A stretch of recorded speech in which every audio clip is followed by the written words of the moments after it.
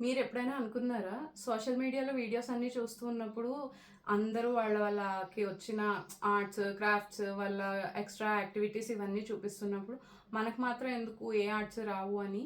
అయితే మీరు కరెక్ట్ ప్లేస్‌లో ఉన్నారు. అందరికీ నమస్కారం అండి. ఎలా ఉన్నారు అందరూ? అందరూ బాగున్నారని అనుకుంటున్నాను. నా పేరు లక్ష్మీ కళ్యాణి.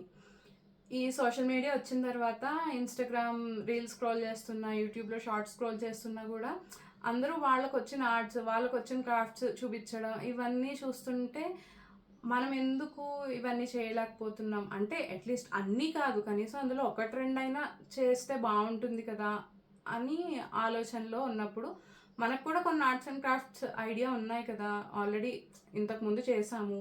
కానీ మానేసాము. దాన్ని మళ్ళీ రీస్టార్ట్ చేయొచ్చు కదా అని అనిపించింది. సో, అలా అనిపించినప్పుడు మేబీ ఇప్పుడు నేను ఎలా అయితే ఫీల్ అవుతున్నానో అలాగే చాలామంది ఫీల్ అవుతూ ఉండొచ్చు కదా! సో, నా జర్నీని షేర్ చేసుకుంటే నాతో పాటు ఇంకొకళ్ళు ఎవరన్నా ముందుకి వెళ్తారేమో కదా!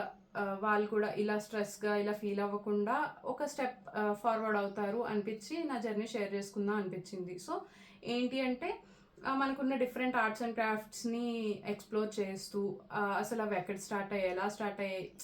వాటిని ఆహ్, ప్రతి ఆర్ట్ అండ్ క్రాఫ్ట్ కూడా ఒక థెరపీ లాంటిది. ఒక మెడిటేషన్ లాంటిది. మెడిటేషన్ అంటే మనం కేవలం ధ్యాన ముద్ర పెట్టి కళ్ళు మూసుకొని ఉంటేనే కాదు.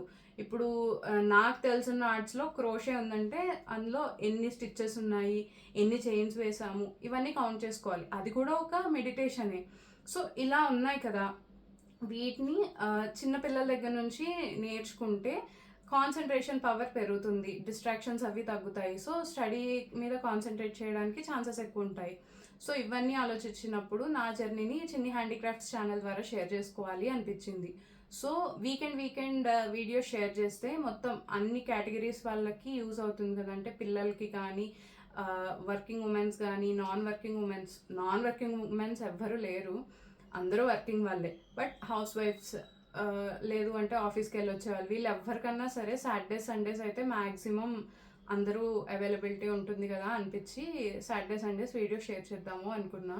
సో, నా ఈ జర్నీని మీతో షేర్ చేసుకుంటూ ముందుకు తీసుకెళ్ళాలి అనుకుంటున్నా.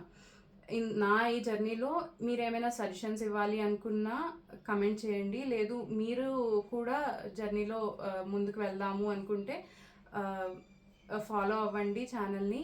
ఇంకా మీ ఫ్రెండ్స్ ఎవరైనా ఉంటే వాళ్ళకి కూడా రిఫర్ చేయండి. సో, అందరం కలిసి గ్రో అవ్వడానికి ట్రై చేద్దాము. ఉంటానండి. మళ్ళీ ఇంకొక మంచి వీడియోతో కలుసుకుందాం.